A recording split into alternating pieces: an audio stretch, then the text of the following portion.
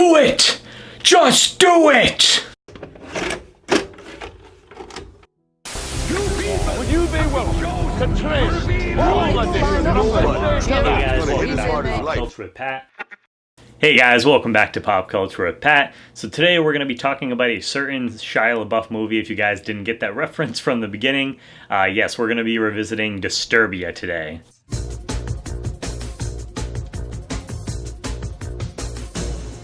Ooh, that's creepy. What'd you see? Red smears. But before we go ahead and get into that video, real quick, I just want to say thank you so much to everyone out there. As of last night, I officially hit the 400 subscriber mark, which I know, might not be a big deal to a lot of people, but it was really cool. I was kind of like right on the verge of that for a while. So it was just really awesome to see that.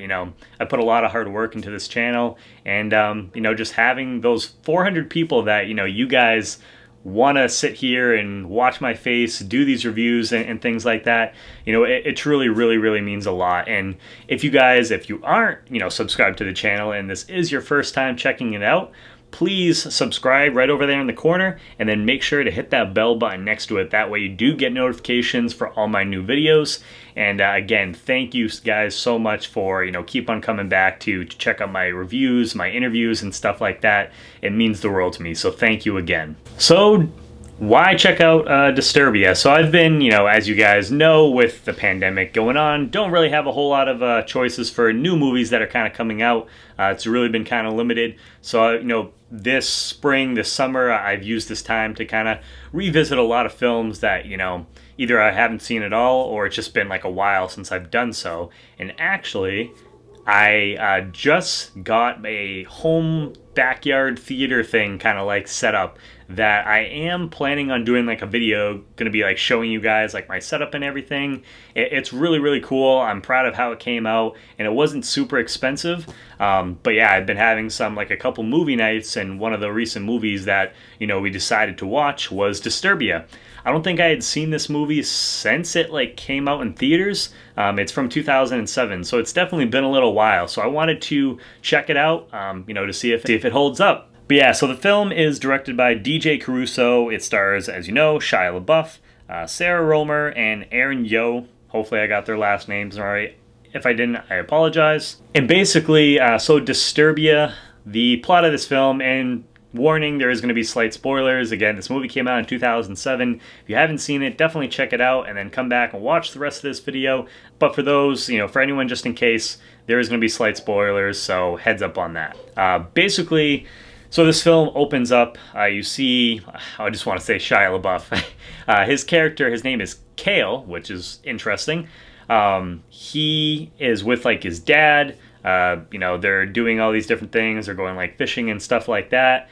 And right in the beginning of the movie, when I originally saw it, and actually kind of forgot when just because I said it's been a little while since I've seen this film. But in the beginning of the movie, they're hanging out doing this different stuff, and then they get into a car accident, and his dad actually ends up dying, which I was just like, damn, wasn't expecting that.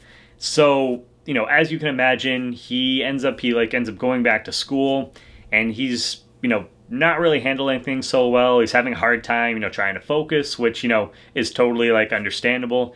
And he's in, I think it's Spanish class. It's a foreign language class. And, it's his turn, and obviously he didn't do the homework. Like I said, he's kind of struggling with his schoolwork and stuff. And so the teacher is give me one reason why I shouldn't fail you. And then, says what do you think your dad would think of this? And I was just like, man, what an asshole thing to say. What are you doing? This guy, yeah, maybe it's because I think it was a year or something like that. Maybe it's been a year, but you don't say that. So, Kale, Shia LaBeouf, he goes off on the teacher, starts punching him, assaults him, and basically goes to court. The guy, the judge feels bad for him because of what happened with his dad. And he basically just tells him that he's going to be on house arrest for a couple months. So he has to wear this ankle bracelet, can't leave his yard or anything like that, or he could end up, going to jail. So that's basically the setup of the beginning part of this movie. So, at his house now, he's living with his mom. And as you can imagine, things start to get like a little bit boring. Actually, at one point, his like mom ends up like cutting off the cable, so he doesn't have that, which was like kind of bitchy. Like, I know what she was like, she was going for, like, wants him to like kind of, I guess, be productive or something, and he's just kind of laying around watching TV, but she cuts the cable and stuff. So at that point, he's like really starting to get bored. And I know a lot of us can probably kind of relate to this, especially now with the whole pandemic situation. A lot of people being stuck at home, everyone's kind of been antsy for a while. So this movie is weirdly kind of relevant, today for a lot of people, I think. And so at this point, he's getting kind of bored, so he's trying to come up with like different ways to keep himself busy. He's talking to his friend who from like class and stuff, and basically he's like, hey, like what's going on in the outside world, trying to have him give him like information and keep him updated. But then he also he starts, he builds like a Twinkie like fort, and he starts keeping tabs like on his neighbors, which is kind of creepy, just a little bit. Like rewatching, I don't remember like what my initial reaction was like the first time I saw it, but like revisiting it now, I'm like you can see he's like bored, but it's definitely kind of creepy. And like he has this girl who like moves next door. She's really cute and everything, and he like starts like watching her and stuff like that, and you're just like, yeah, this is just a little bit creepy, but he makes it work being Shia LaBeouf. I feel like if it was like any other like actors, I don't know if they would have been able to like pull this off and still be a likable character, but he does to some degree. But yeah, so he's basically like stuck at the house. These like neighbor kids, they like throw dog shit like on his steps, light it on fire, and so he at one point he goes to like chase after him, and he's like running down the street, and the kid's like, I thought you said he like couldn't run away from his house, and then he like realizes, he's like, oh crap, and by the time he gets back, it's like too late. So the police come, they check on him, give him the whole speech. It's like, if you do this again, you could end up like, might have to bring you in, take you into jail. So at that point, he kind of like, he goes around his yard, figures out kind of like how far he can go without it like being set off and everything. And I really like that. It kind of had like a Home Alone, kind of like type of vibe to it, sort of. So that was like, interesting. And it also plays into the film like later on. At this time, he also, he hears something about like on like through like the news or whatever. He ends up hearing about there's been like these like murders. So, and they're all like women, like up to this point or whatever. And at one point he hears that the car that is like the suspect or whatever is like dented, and he just happens to be like, looking at like one of his other neighbors, this like older guy, and sees that he like comes home one day and he has like a dented car. So he like starts to suspect that this guy might be like the murderer behind all these things that are like going on right now. And so he like starts like watching him like more and more. Eventually like his like friend and the girl next door, name's like Ashley, I believe, they come over.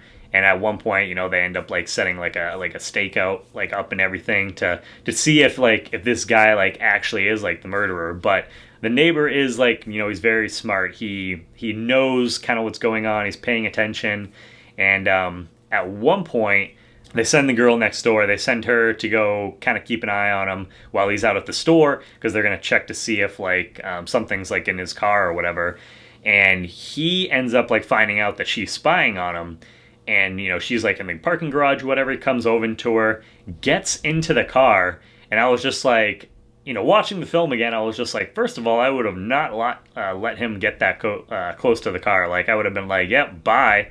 Even if I had to like run you over. Especially, if I was in like her place. But, he thinks that she's like, coming on to him and stuff like that. He's super creepy. The guy who played him, which I believe is like David Morse, I thought he did a good job in this role. He was very creepy, but he also had like a charming side to him, like sort of. Actually, some of the interactions a little bit reminded me of Fright Night with like Jerry Dandridge and Charlie. So that was like kind of cool. Like watching it this like second time definitely gave me those kind of vibes for a little bit. But he's like onto these guys, and he's smart because they end up having the stakeout, and they send out their friend not the girl next door, the other kid. They end up sending him into like the house or whatever. Kale think he ends up getting murdered or whatever. He's like, because someone ends up coming in the house like after him, and you end up like finding out like afterwards, like because they go over there. He's like, Kale's trying to like break down the door and stuff like that, and they get the police to come. But when they show up, he's like, oh, there's like a body bag like in the garage or whatever, da da da da da, and he pulls it out, and it's actually like a deer like in there. So like he's very smart. He's making Kale look like, you know, he's like an idiot, keeps like crying wolf.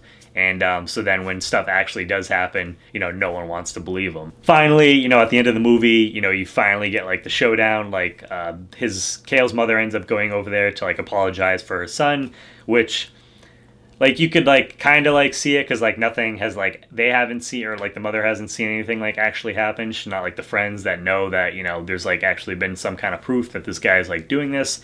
So she goes over there. Of course, you know, he ends up like attacking her.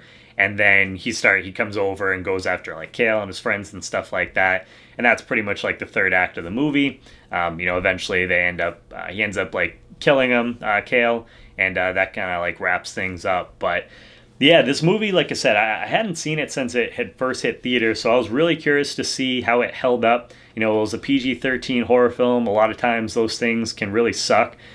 So I wanted to check it out again just to see, you know, like what my thoughts were. I remember when the movie first came out, I really enjoyed it. I thought it was done, you know, very well. And so I'm glad to tell you guys that, you know, I think for the most part, you know, it really still does like hold up, other than just like, you know, Shia Labeouf being a little like creepy and stuff like that with like, you know, the girl next door and just like spying on people and everything.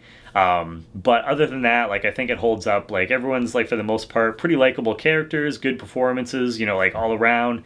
And just like the idea, like having this like, you know, serial killer living next door. It's not completely, you know, like original. I know that because like I said, like Fright Night kind of did that with the vampire thing. But just the way that it was, you know, it was done, it was shot well and everything. I thought they did a good job. And to me, you know, 13 years later, I think it still holds up as a film. So overall, I'm going to give this a solid like 7.5 out of 10. Like I said, I really enjoyed it. You know, let me know if you've seen Disturbia. Let me know what you guys think down below in the comments. If you haven't seen it, you know, let me know if you're going to check it out. And, you know, hopefully you came back after to watch this. You know, you didn't get spoiled. But if you don't care, that's totally fine as well. But yeah, let me know what you guys think down below in the comments. You know, what did you think of the movie? You know, does it hold up for you? Have you watched it in like a while? And again, guys, if you are new to the channel, please hit that subscribe button and then the bell button right next to it. That way you do get notifications for all my new videos. I have some other reviews and stuff coming up, as well as like interviews coming up on the channel. So definitely keep an eye out for that. And as always, guys, please make sure to check back for more Pop Culture with Pat.